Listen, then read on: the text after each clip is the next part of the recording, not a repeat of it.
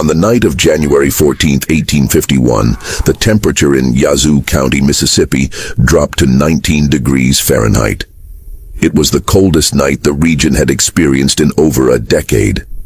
The Yazoo River, normally a slow-moving artery of brown water cutting through the cotton fields of the delta, had begun to freeze along its edges. Ice formed in thin sheets that cracked and groaned in the darkness. On this night, a 13-year-old enslaved boy named Samuel stood at the edge of a ravine, staring down at a scene that would change his life forever. Below him, half submerged in the freezing water, was a destroyed carriage. The horses had already drowned. And trapped beneath the wreckage, bleeding from a gash on his forehead and screaming for help, was the man Samuel hated more than anyone else on earth. His name was Silas Crawford. He was 47 years old. He was one of the most successful slave traders in the Mississippi Delta. And 3 years earlier he had ripped Samuel's mother from his arms and sold her to a buyer in Louisiana. Samuel had dreamed of this moment. He had imagined it 1,000 times. He had pictured himself standing over Crawford's dying body, watching the life drain from his eyes, feeling the satisfaction of justice finally being served.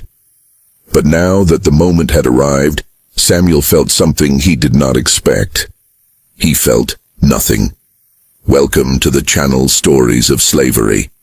Today's story takes us to 1859 and follows a black boy who did something no one could understand at first. He saved the very man who sold his mother.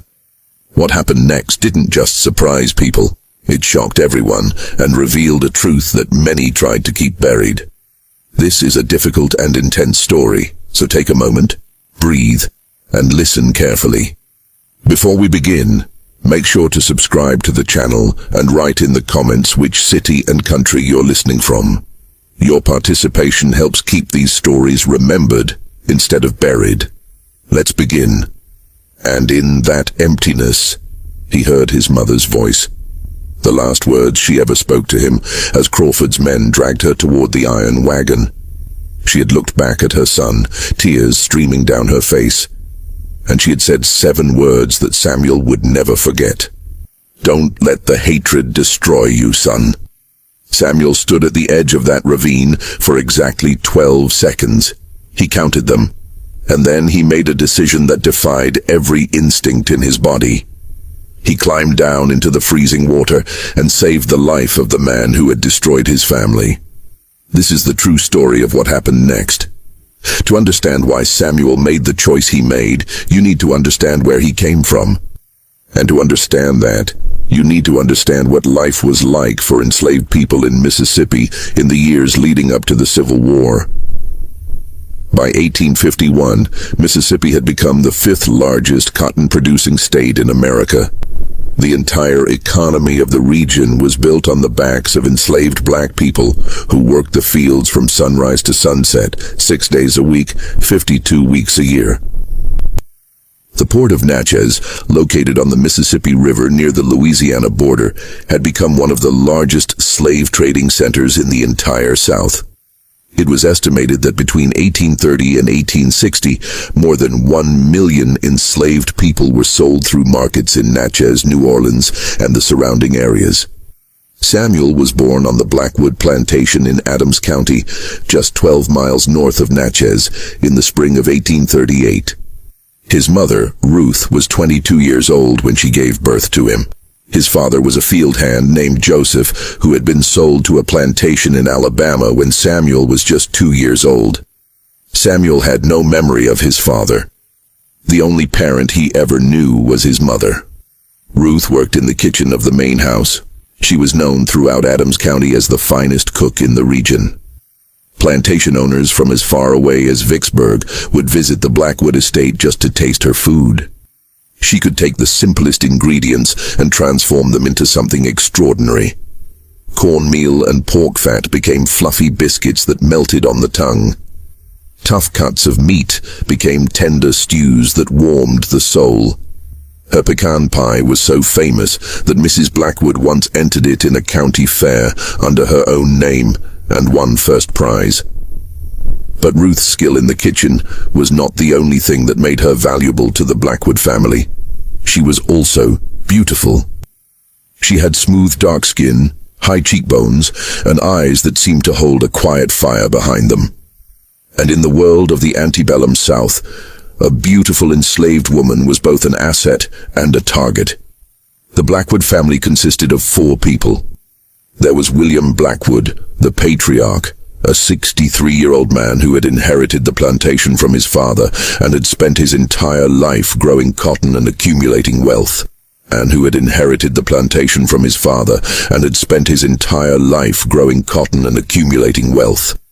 There was Margaret Blackwood, his wife, a stern woman from a prominent Virginia family who ran the household with an iron fist. There was Elizabeth, their daughter, a quiet girl of 19 who spent most of her time reading novels and playing the piano. And there was Thomas. Thomas Blackwood was 24 years old in 1848, the year everything changed. He was the only son, the heir to the entire Blackwood fortune, and he had grown up believing that the world existed to serve his desires. He had been educated at the University of Virginia, where he had developed a taste for whiskey, gambling, and women.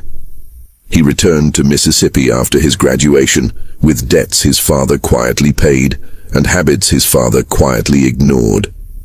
Thomas noticed Ruth the way a predator notices prey.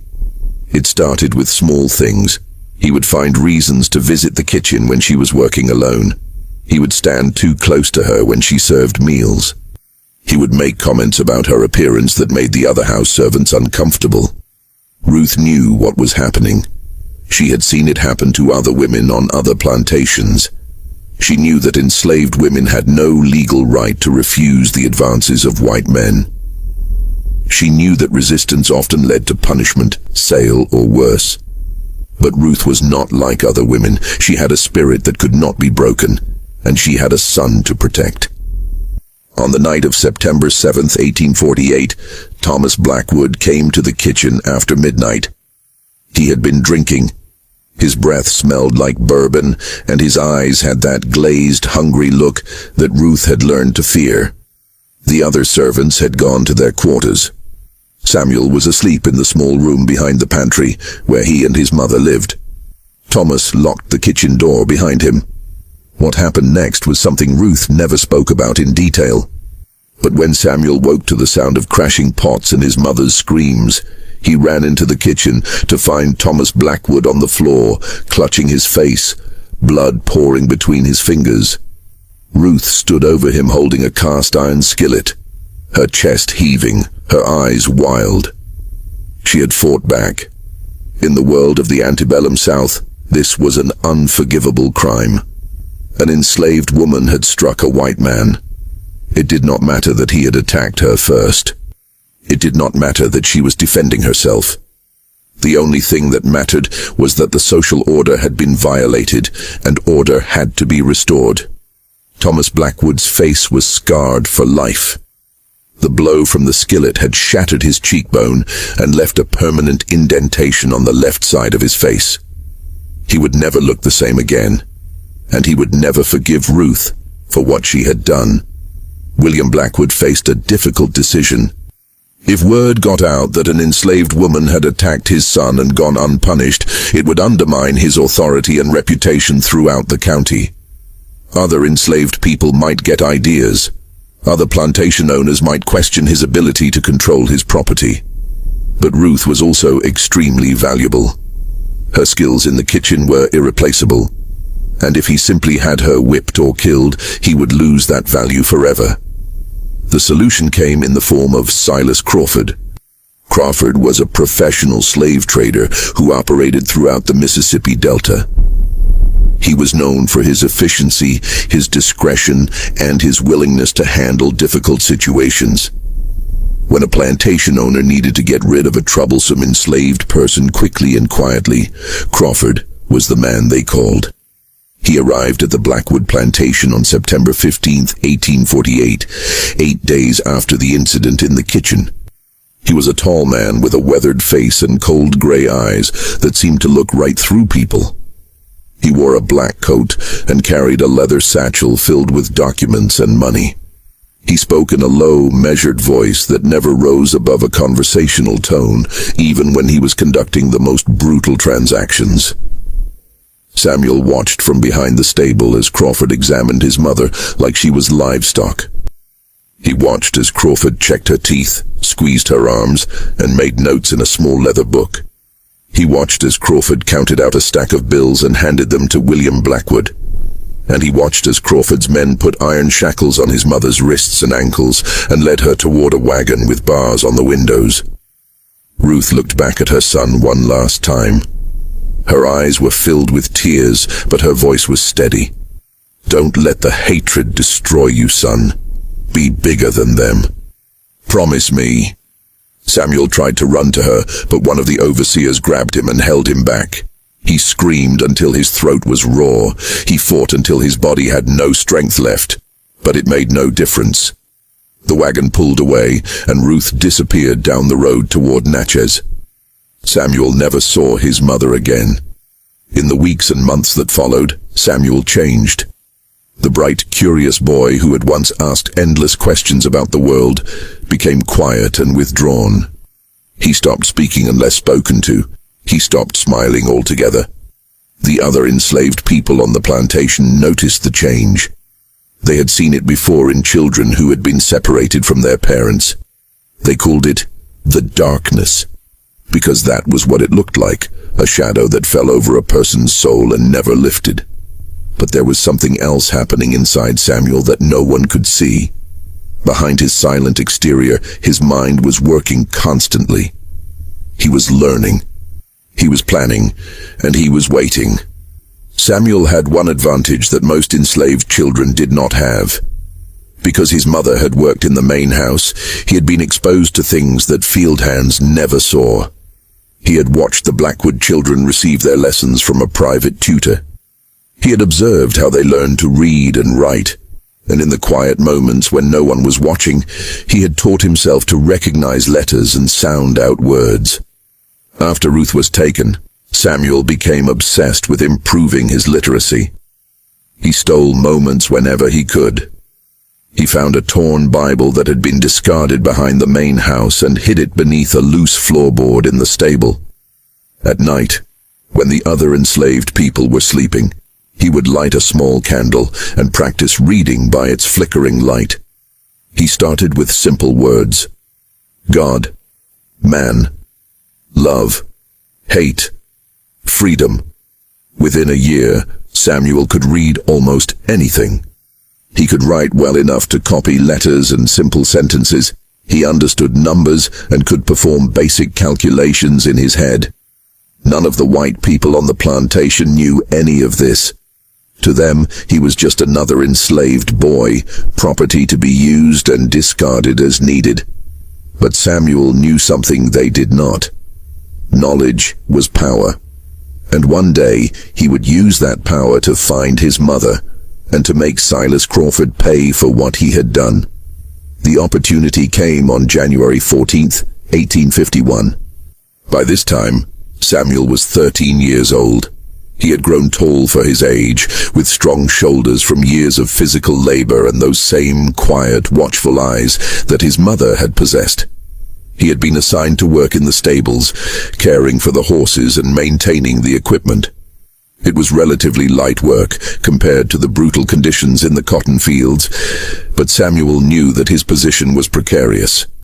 Thomas Blackwood had never forgotten what Ruth had done to him, and he transferred his hatred to her son. He looked for any excuse to have Samuel punished, and the overseers were always happy to oblige. Samuel survived by being invisible. He did his work perfectly. He never spoke unless spoken to. He never looked white people in the eye. He became so unremarkable that most of the time, the Blackwood family forgot he existed. But Samuel had not been idle during those 3 years. He had made connections, he had learned things, and he had become involved in something that would have gotten him killed if anyone had discovered it. The Underground Railroad was a secret network of abolitionists, free black people, and sympathetic whites who helped enslaved people escape to freedom in the North. It was not an actual railroad, of course. It was a system of safe houses, hidden routes, and coded messages that allowed fugitives to travel from the Deep South all the way to Canada, where slavery was illegal and American slave catchers had no authority. In Mississippi, the Underground Railroad operated under constant threat of discovery. The penalties for helping enslaved people escape were severe. White abolitionists could face imprisonment or mob violence. Free black people could be sold into slavery themselves. And enslaved people who were caught attempting to escape were subjected to punishments too brutal to describe. Samuel had made contact with the Underground Railroad through a free black man named Isaiah, who worked as a blacksmith in Natchez. Isaiah had been born into slavery in Virginia, but had purchased his own freedom 20 years earlier. He had moved to Mississippi because the large population of enslaved people offered more opportunities to help others escape. He operated in secret, using his blacksmith shop as a cover for his real work. Isaiah had recognized something special in Samuel the first time they met. The boy was intelligent, careful, and utterly determined. Most importantly, he could read and write, skills that were invaluable for someone working in the Underground Railroad. Isaiah began using Samuel as a messenger, sending him to deliver coded notes to contacts throughout Adams County. On the night of January 14th, Samuel was returning from one such mission. He had delivered a message to a contact near the Yazoo River, confirming that a family of 4 would be ready for transport the following week. The night was brutally cold, and Samuel was hurrying back to the Blackwood plantation before his absence was noticed. That was when he heard the screams. At first, Samuel thought it might be an animal. Wolves were common in the forests along the Yazoo, and their howls could sound almost human on cold nights. But as he drew closer to the sound, he realized it was definitely a man. A man in terrible pain. A man begging for help. Samuel followed the sound to the edge of a ravine that dropped down to the river. In the moonlight, he could see the wreckage of a carriage at the bottom. The vehicle had apparently tried to cross a wooden bridge that had collapsed under its weight. The horses were either dead or had been swept away by the current. And trapped beneath the overturned carriage, half submerged in the freezing water, was a man. Samuel climbed down the embankment carefully, using exposed roots and rocks as handholds. As he got closer, he could see that the man was badly injured. His leg was twisted at an unnatural angle, clearly broken. There was a deep gash on his forehead that was bleeding heavily, and the cold water was slowly sapping whatever warmth remained in his body. The man turned his head at the sound of Samuel's approach. His face was pale and contorted with pain. But even in the darkness, even after 3 years, Samuel recognized him immediately. It was Silas Crawford. The slave trader's eyes widened when he saw Samuel. At first there was hope in them, then confusion, then, as recognition dawned, something else. Fear. "Please," Crawford gasped. "Please, help me. I'll die out here, please." Samuel stood absolutely still. His heart was pounding so hard he could feel it in his throat. His hands were trembling, but not from the cold.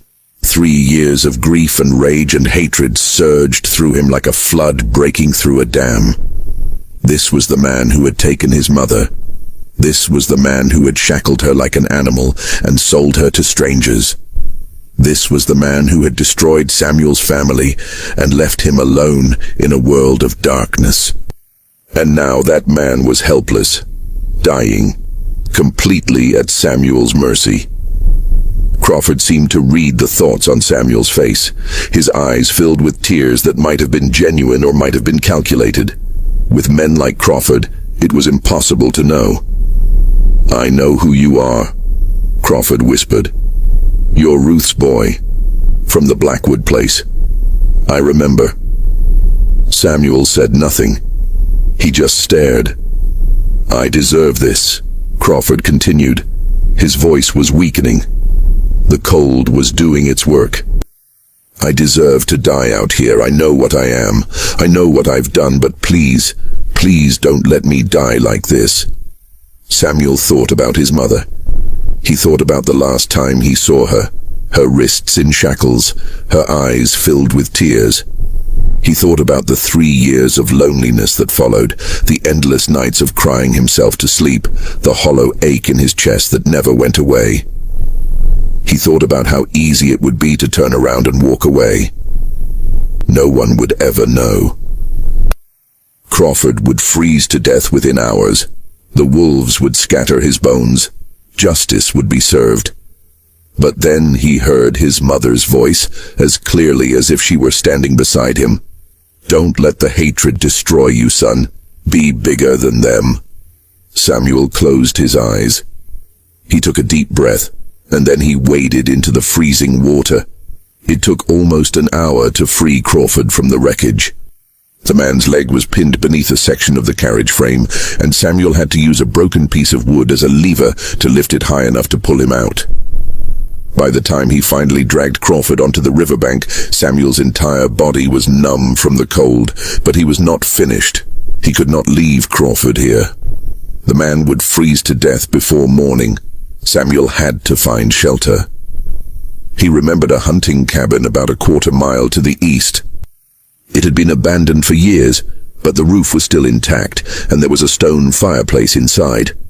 If he could get Crawford there, he might be able to keep him alive until morning. Samuel was not sure why he was doing this. Every logical part of his mind screamed that he should leave Crawford to die. This man was his enemy. This man had committed unspeakable crimes. This man deserved whatever fate befell him.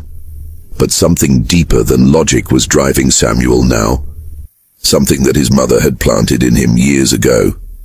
Something that Crawford and the Blackwoods and the entire system of slavery had tried to destroy, but had never quite succeeded in killing.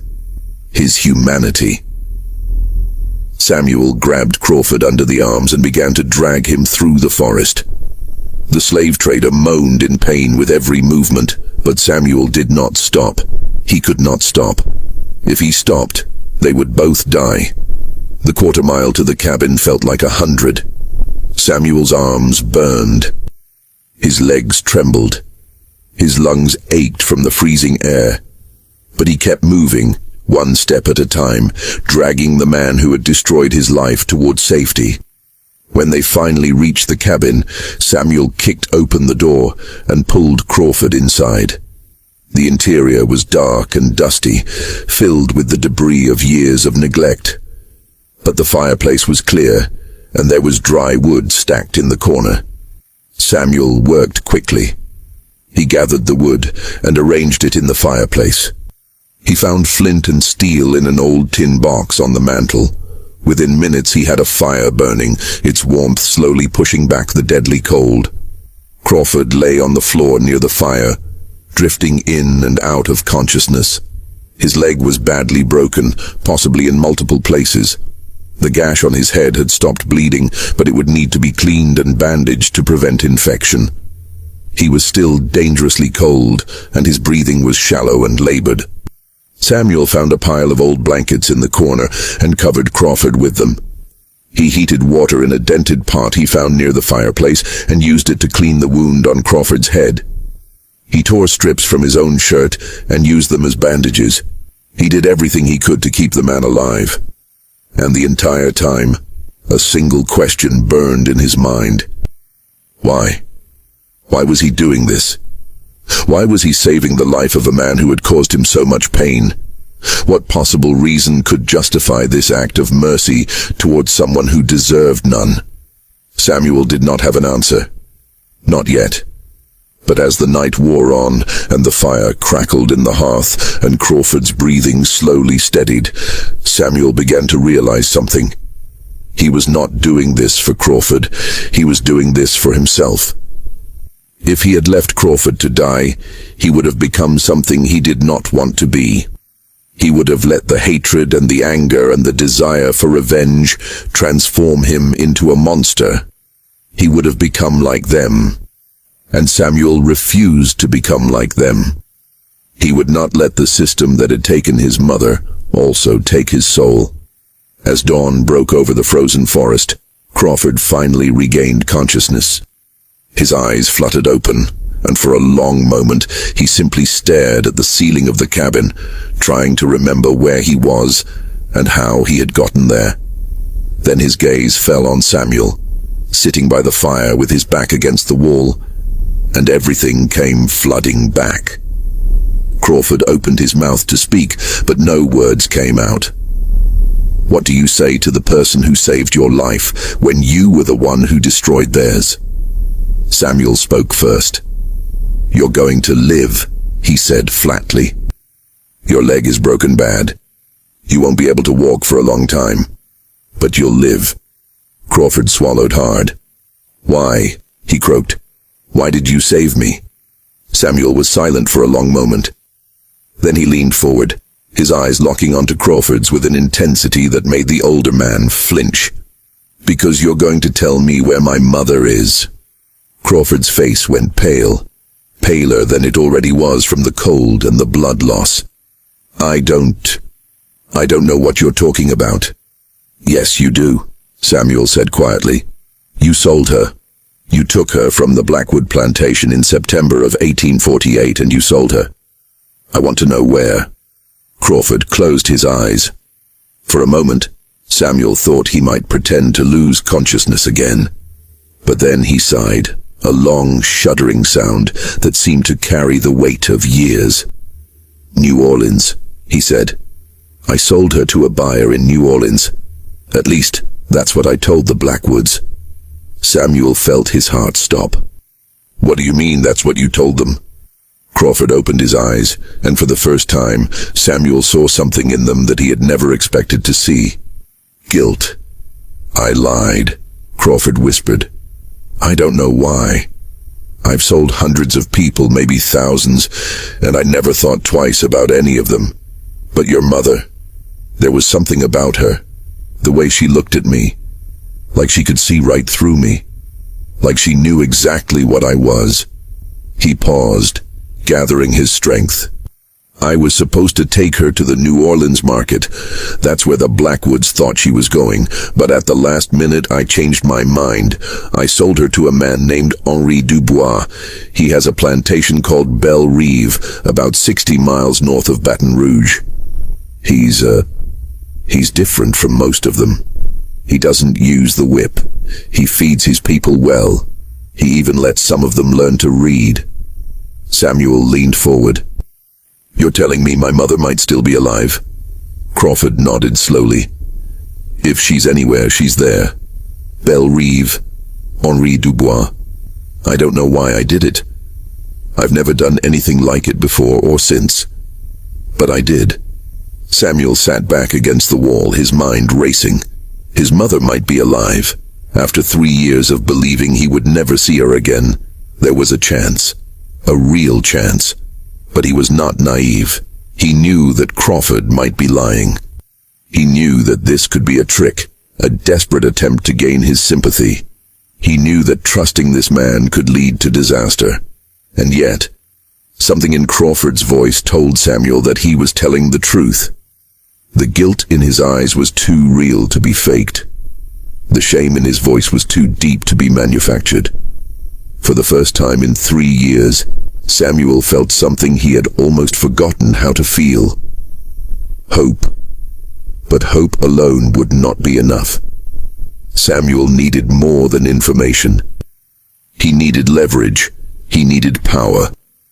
And as he sat in that abandoned cabin, watching the man who had taken his mother slowly regain his strength, Samuel began to formulate a plan that would require patience, courage, and a willingness to do things that he had never imagined himself capable of doing. A plan that would either reunite him with his mother or destroy him completely.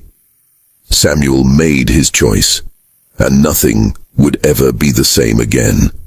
The first 3 days in that abandoned cabin were the strangest of Samuel's life. He was trapped in a wooden box with the man who had destroyed his family, forced to care for him, forced to keep him alive, forced to sit across from him and listen to him breathe. Crawford drifted in and out of consciousness during those early days. His leg was badly broken, and without proper medical care, there was a real risk of infection.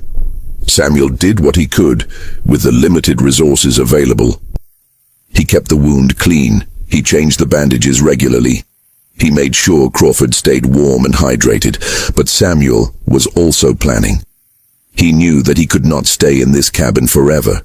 Sooner or later, someone would notice his absence from the Blackwood plantation. The overseers would come looking for him, and if they found him here with Crawford, questions would be asked. Questions that could get Samuel killed. He also knew that Crawford's disappearance would eventually attract attention. A man like that had business associates, clients, employees. When he failed to return from his journey, people would start searching for him. They would find the wreckage of his carriage. They would follow the trail to this cabin. Samuel had a narrow window of opportunity. He needed to use it wisely. On the fourth day, Crawford was finally strong enough to have a real conversation. His fever had broken during the night, and although he was still weak, his mind was clear. He watched Samuel move around the cabin with a mixture of wariness and something that might have been respect. "You could have let me die," Crawford said. It was not a question. Samuel paused in his work.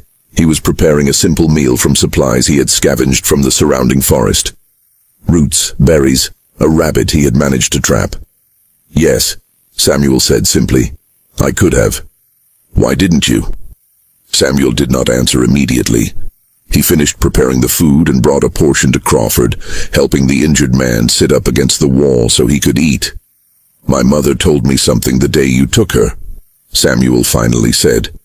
"She told me not to let the hatred destroy me.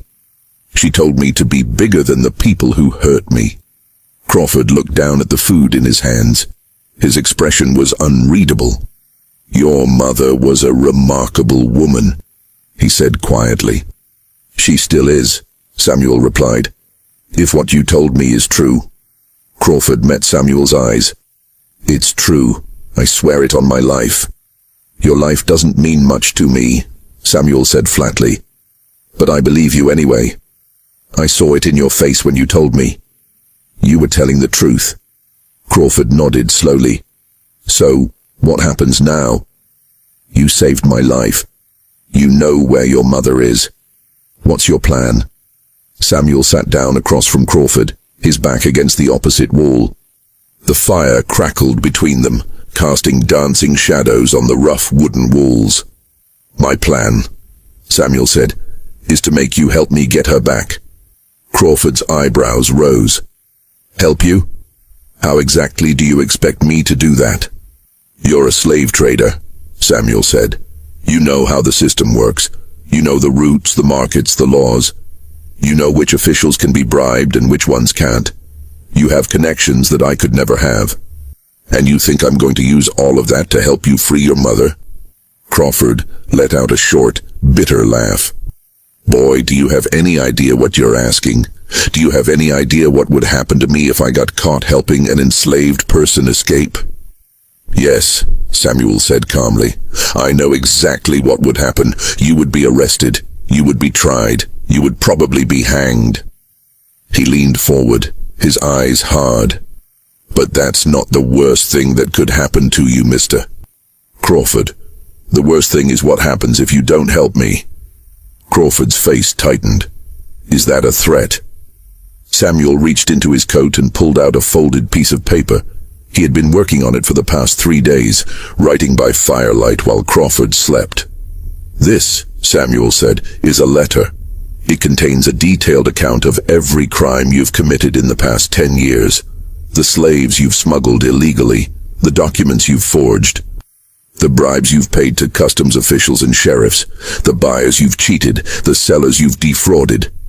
Crawford's face went pale. "How do you know about any of that?" "I listen," Samuel said simply. "I watch. I remember. You'd be amazed what people say in front of enslaved people. They think we're furniture. They think we don't understand, but we understand everything." He held up the letter. "If I send this letter to the right people, Your life is over. Not just your career. Your life. There are men you've cheated who would pay good money to see you dead. There are officials you've bribed who would do anything to keep their names out of the newspapers. If this letter gets out, you won't last a month. Crawford stared at the letter like it was a coiled snake. You're blackmailing me, he said slowly. Yes, Samuel replied. I am. A long silence stretched between them. The fire popped and hissed. Outside, the wind howled through the frozen trees. Finally, Crawford let out a long breath. Something in his expression changed. The fear was still there, but it was mixed with something else now. Something that almost looked like admiration. You're not what I expected, Crawford said. When I saw you standing at the edge of that ravine, I thought you were just a scared little boy. But you're not, are you? You're something else entirely. I'm my mother's son, Samuel said. That's all. Crawford nodded slowly. All right, you win. I'll help you, but I need you to understand something. What you're asking me to do is incredibly dangerous, not just for me, for both of us. If we get caught, they won't just kill us. They'll make an example of us. They'll make sure that everyone knows what happens to people who defy the system. I understand, Samuel said. Do you? Do you really understand what you're risking? You're 13 years old. You could have a long life ahead of you. Even as a slave, you could survive. You could find moments of happiness. I could spend the rest of my life knowing that my mother is out there somewhere. Samuel interrupted. I could spend every day wondering if she's alive or dead. I could grow old without ever seeing her face again. He shook his head.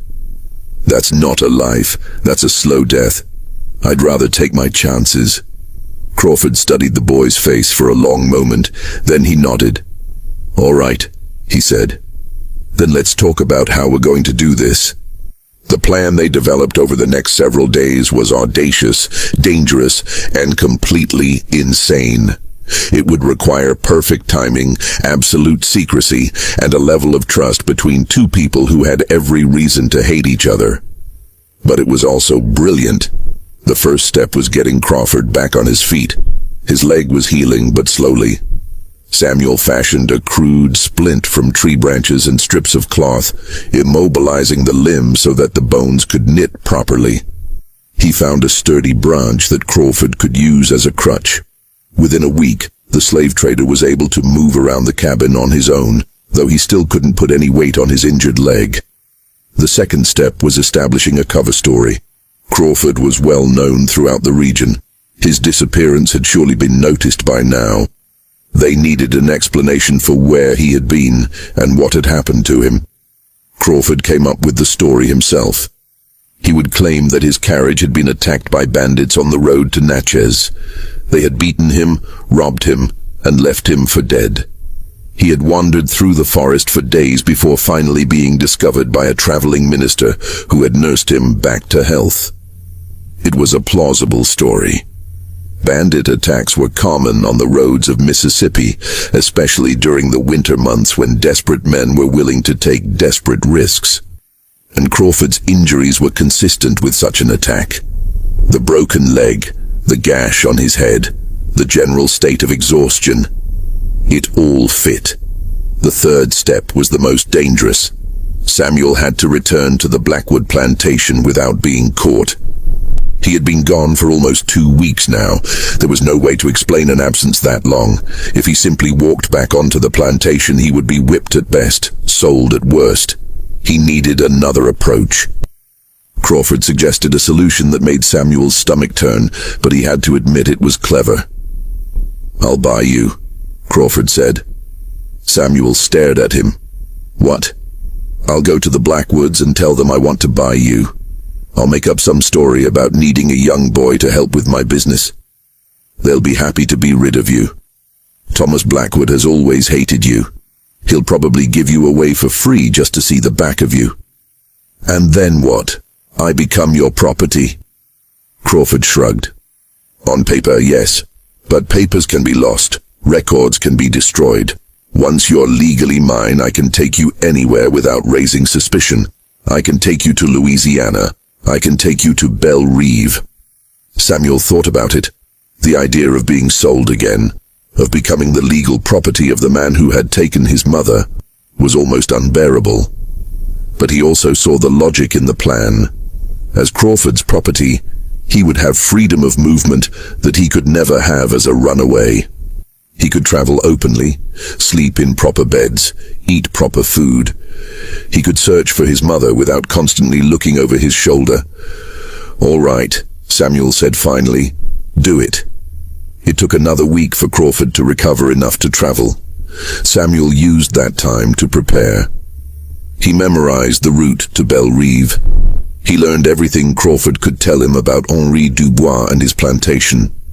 He practiced the story they had concocted until he could recite it in his sleep.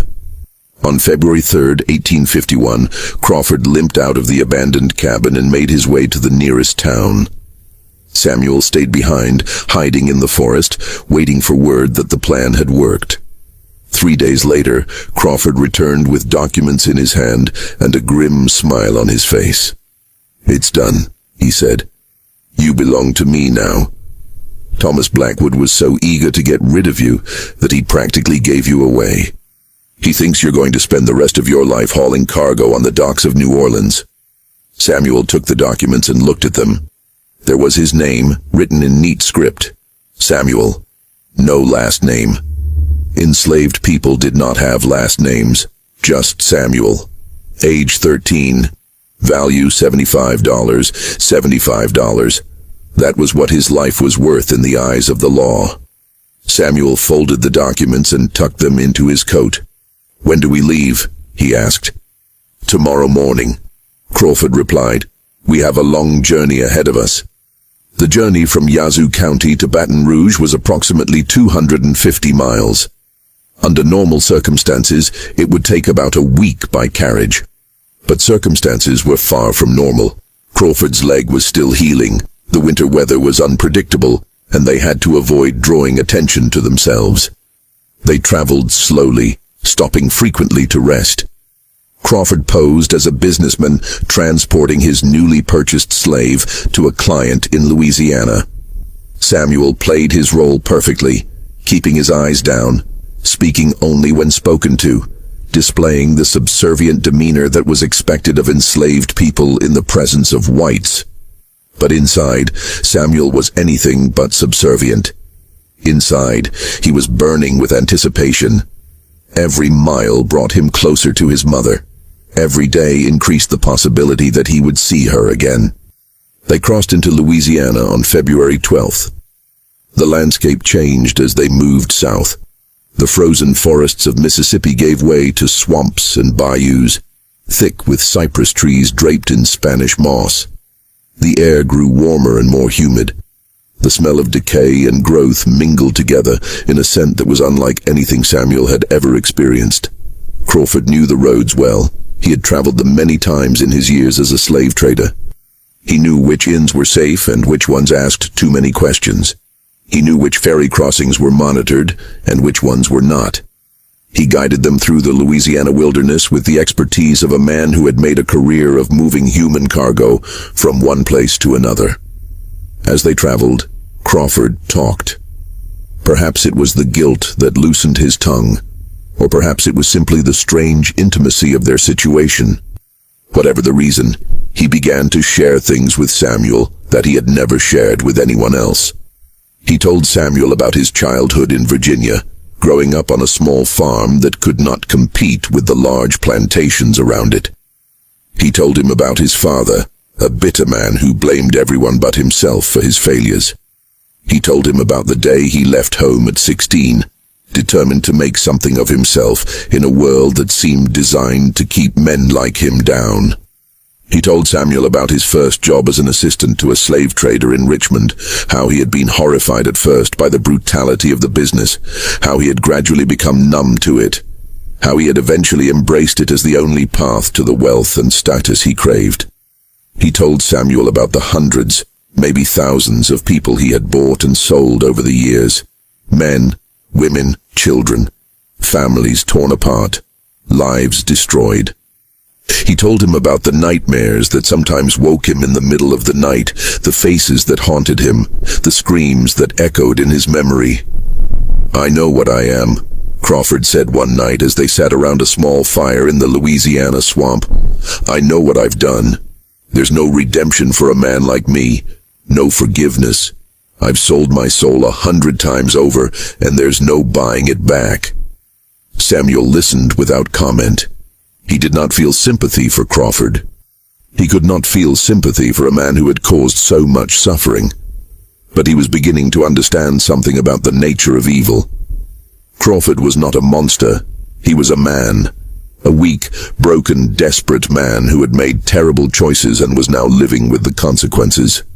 He was proof that ordinary people were capable of extraordinary cruelty when the circumstances were right.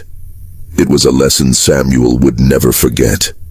They reached the outskirts of Belle Rive on February 18, 1851. The plantation was located on a bend in the Mississippi River, about 60 miles north of Baton Rouge.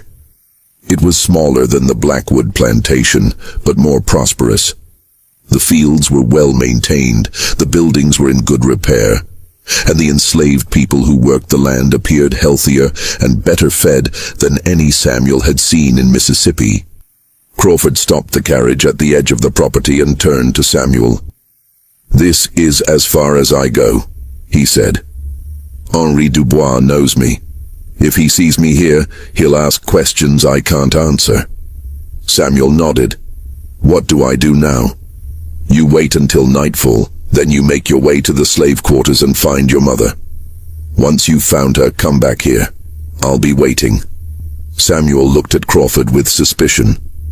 "How do I know you won't just leave?" Crawford sighed. "You don't. But think about it. If I leave now, you still have that letter. You can still destroy me. My only chance of getting out of this alive is to help you succeed. So no, I won't leave. I'll be right here when you get back." Samuel considered this. It made sense. Crawford was many things, but he was not stupid. He knew that his survival depended on Samuel's goodwill. "All right," Samuel said. "I'll be back before dawn." He slipped out of the carriage and disappeared into the gathering darkness. The Belle Rive slave quarters were located about a quarter-mile from the main house, hidden behind a grove of oak trees. There were 12 small cabins arranged in 2 neat rows, each one housing multiple families. Unlike the cramped, dilapidated shacks of the Blackwood plantation, these cabins were solidly built, with proper roofs and real floors and windows that could be opened to let in fresh air. Samuel crept through the shadows, moving from tree to tree, staying out of sight. He had no idea which cabin his mother might be in. He had no way of knowing if she was even still here. 3 years was a long time. Anything could have happened. He waited until the plantation had gone quiet, until the last lights in the main house had been extinguished, and the only sounds were the chirping of crickets and the distant croaking of frogs. Then he approached the nearest cabin and peered through the window. Inside, he could see a family sleeping on straw pallets. A man, a woman, 3 children. None of them was his mother. He moved to the next cabin, and the next, and the next. On the 7th cabin, Samuel found what he was looking for. She was sitting by the fire, alone, mending a torn piece of clothing by the flickering light. Her hair had more gray in it than Samuel remembered, and there were new lines on her face that had not been there before. But it was her. It was definitely her. His mother. Ruth. Alive. Samuel's heart hammered in his chest. His eyes filled with tears that he quickly blinked away. He had imagined this moment so many times, but now that it was here, he did not know what to do. Part of him wanted to burst through the door and throw his arms around her. Part of him was terrified that if he moved, the vision would disappear and he would wake up back in Mississippi, alone and motherless. He took a deep breath and knocked softly on the door. Ruth looked up, startled. She set aside her mending and rose to her feet, moving toward the door with the caution of someone who had learned to be wary of unexpected visitors in the night. "Who's there?" she called softly. Samuel's voice caught in his throat. For a moment he could not speak. Then, with an effort that felt like lifting a mountain, he forced the words out. "It's me, Mama. It's Samuel." Silence. A long, terrible silence that seemed to stretch on forever. Then the door flew open and Ruth was standing there, her eyes wide, her hand pressed to her mouth, tears streaming down her face. "Samuel," she whispered. "My Samuel." He nodded, unable to speak, unable to do anything but stand there and look at the woman he had thought he would never see again. Ruth let out a sound that was half sob, half laugh. She grabbed Samuel and pulled him into her arms, holding him so tightly that he could barely breathe. He could feel her body shaking with emotion, could feel her tears soaking into his shoulder, could smell the familiar scent of her skin that he had never forgotten, despite the years apart. "My baby," she kept saying over and over. "My baby, my baby, my baby." They stood there for a long time, holding each other, crying together, making up for 3 years of separation in a single embrace. When they finally pulled apart, Ruth cupped Samuel's face in her hands and studied him with wonder. "Look at you," she said. "You've grown so tall. You're almost a man now." "I came to find you, Mama," Samuel said. "I came to take you home." Ruth's expression flickered. A shadow of fear crossed her face.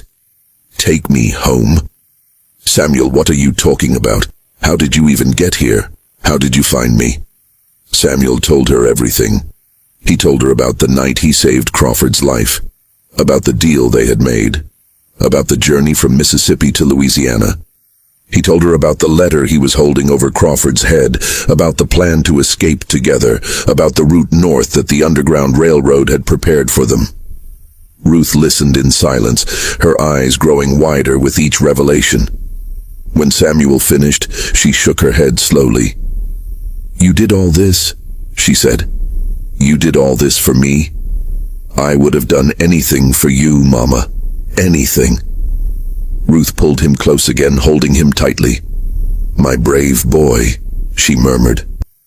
"My brave, foolish, wonderful boy." They talked through the night, speaking softly so as not to wake the other people in the cabin.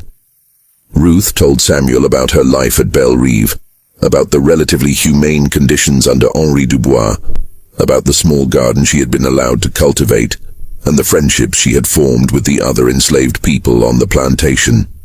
But she also told him about the constant fear that never went away, the knowledge that everything could change in an instant, the understanding that no matter how kind Dubois might be, she was still property, still subject to his whims, still liable to be sold or punished or killed at any moment. "I've dreamed of freedom every single day since they took me from you," Ruth said. "But I never thought it could actually happen. I never thought I would see you again." "It's happening, Mama," Samuel said. "We're leaving tonight. Crawford is waiting for us at the edge of the property. We'll travel by night and hide by day. We'll follow the river north until we reach the contact points Isaiah told me about. It will take weeks, maybe months, but we'll make it. I know we will." Ruth looked at her son with a mixture of pride and fear. "You really believe that? You really believe we can escape?" "I believe we have to try," Samuel said. "I believe that if we don't try, we're already dead. We're just waiting for our bodies to catch up with our spirits." Ruth was silent for a long moment. Then she nodded slowly. "You're right," she said. "You're absolutely right. Let's go." They gathered what few possessions Ruth had: a change of clothes, a small knife, a piece of cornbread wrapped in cloth. It was not much, but it was all she had. As they slipped out of the cabin and made their way toward the edge of the property, Samuel felt a strange mixture of emotions. Fear, certainly. Excitement, definitely. But also something else. Something that took him a while to identify. It was joy. Pure, unadulterated joy. For the first time in 3 years, Samuel felt alive. They found Crawford exactly where he had promised to be, waiting in the carriage at the edge of the property. When he saw Ruth approaching with Samuel, something shifted in his expression. Shame, perhaps. Regret. It was hard to tell in the darkness. Ruth stopped short when she recognized him. "You," she said. Her voice was flat, cold, utterly devoid of emotion. "Mrs. Ruth," Crawford said. He could not meet her eyes. I don't expect you to forgive me. I don't expect anything from you, but I want you to know that I'm going to do everything in my power to get you and your son to safety." Ruth stared at him for a long moment. Then she turned to Samuel. "You trust this man?" "No," Samuel said honestly. "But I trust that he knows what will happen to him if he betrays us. And I trust that he wants to live." Ruth nodded slowly. "Then let's go, before I change my mind about not killing him myself." They climbed into the carriage and set off into the night. The journey north was the most dangerous thing any of them had ever attempted. They traveled by night and hid by day, moving through swamps and forests and back roads that only Crawford knew. They avoided towns and villages whenever possible. When they had to stop for supplies, Crawford would go alone, leaving Samuel and Ruth hidden in the wilderness. There were close calls. Once they nearly ran into a patrol of slave catchers near the Louisiana-Mississippi border. Another time, a suspicious innkeeper demanded to see Crawford's papers, forcing them to flee in the middle of the night. A third time, their carriage broke a wheel crossing a flooded creek, and they had to abandon it and continue on foot. But they pressed on. Mile by mile, day by day, they made their way north, through Mississippi and Tennessee and Kentucky, through fields and forests and mountains, through rain and snow and bitter cold. And as they traveled, something unexpected began to happen. Crawford changed. It was subtle at first. Small things. The way he shared his food without being asked. The way he kept watch at night so Samuel and Ruth could sleep.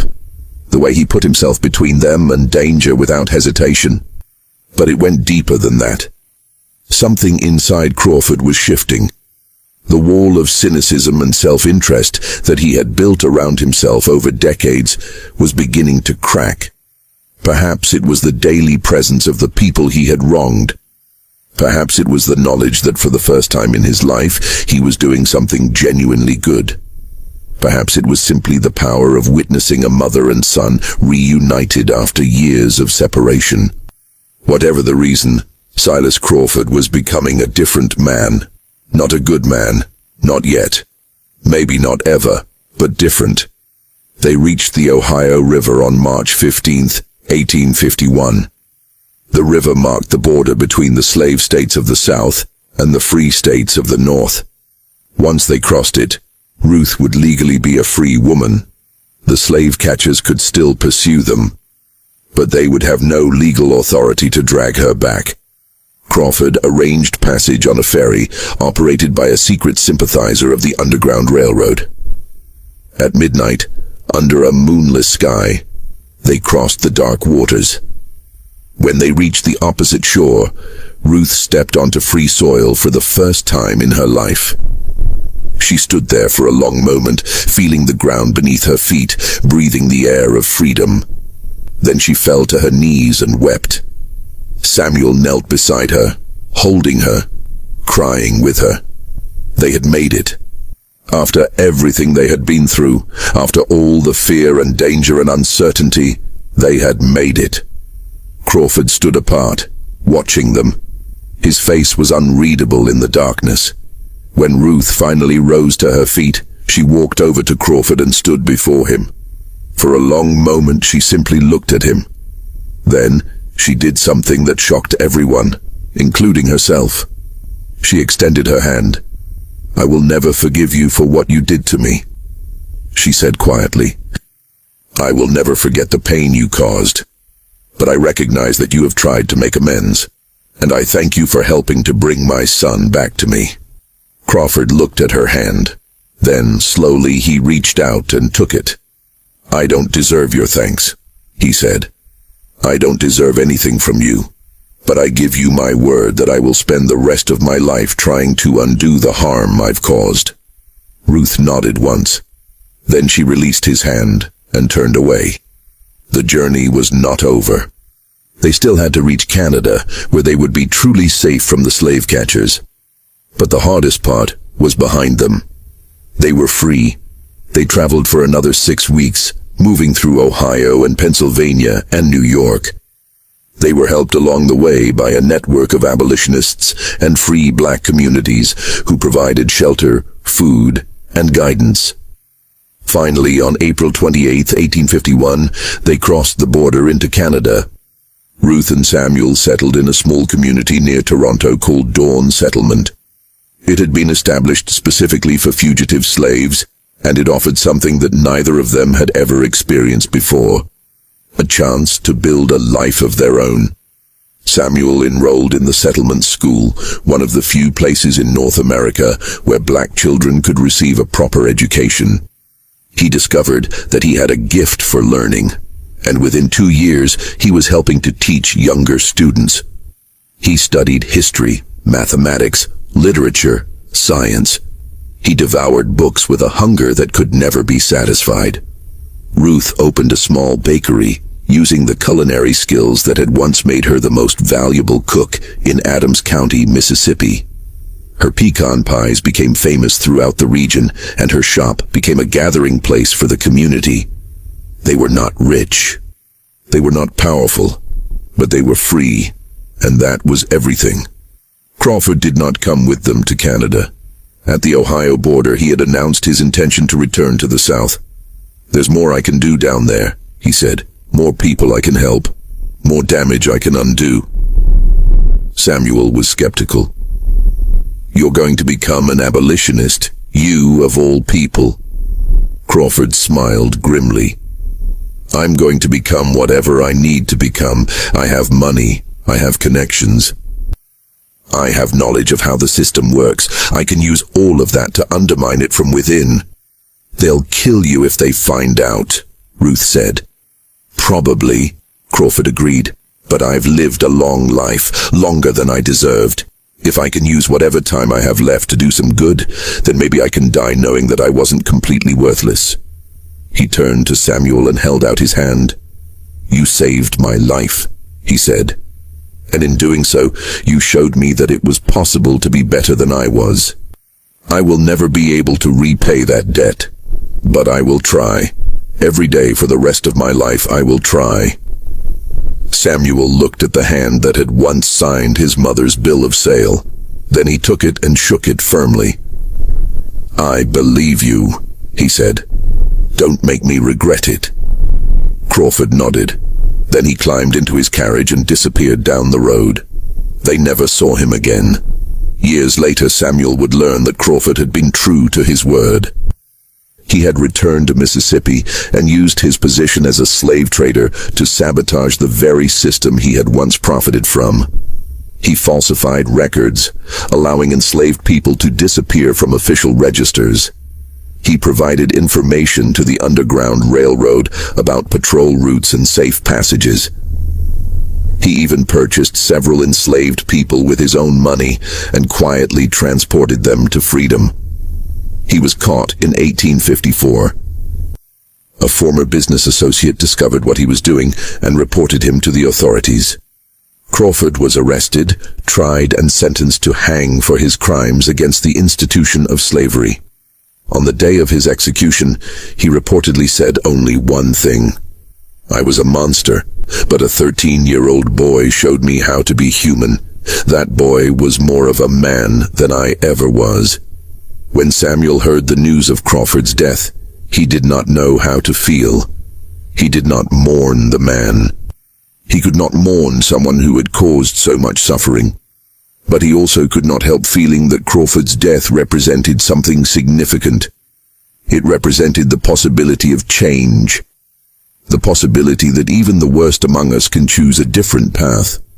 The possibility that redemption, while never guaranteed and never complete, is always available to those who truly seek it. Samuel became a teacher. He spent the next 40 years educating black children in Canada and, after the Civil War, in the United States. He traveled throughout the South, establishing schools in communities that had never had access to education. He trained other teachers, wrote textbooks, and advocated for equal educational opportunities for all children, regardless of race. He never forgot where he came from. He never forgot the horrors of slavery. But he also never forgot the lesson he learned on that cold January night in 1851, when he stood at the edge of a ravine and chose mercy over revenge. The greatest victory over your enemies, he would tell his students, is not to destroy them. It is to become so strong, so wise, so free, that their power over you simply dissolves. Ruth lived to see the end of slavery. She was there when the Emancipation Proclamation was signed in 1863. She was there when the 13th Amendment was ratified in 1865. She was there when her son returned to Mississippi for the first time since his escape, walking through the ruins of the Blackwood plantation as a free man. She died peacefully in her sleep in 1871 at the age of 74. Her last words were to Samuel, who sat at her bedside holding her hand. "You were bigger than all of them," she whispered. "Just like I always knew you would be." Samuel lived until 1903. He was buried in a small cemetery in Mississippi, not far from the place where he was born. His headstone bore a simple inscription that he had chosen himself. "I was my mother's son. That was enough." This is the story of a boy who saved the man who destroyed his family. It is a story about hatred and love, revenge and forgiveness, cruelty and compassion. It is a story about the worst and the best of human nature, often existing in the same heart. But most of all, it is a story about choice. Samuel could have let Crawford die that night. He would have been justified. He would have been within his rights. No one would have blamed him. But he chose differently. He chose to save a life instead of taking one. He chose to build instead of destroy. He chose to be bigger than the hatred that the world had poured into him. And that choice made all the difference. It gave him back his mother. It gave him his freedom. It gave him a life of purpose and meaning. It even, in a strange way, gave Crawford a chance at redemption. One choice, one moment of mercy, one decision to be better than the circumstances that created him. That is the power we all have, every single one of us, every single day, the power to choose who we want to be. Samuel chose well, and his choice echoes through history, reminding us that even in the darkest times, even in the face of the greatest evil, the light of human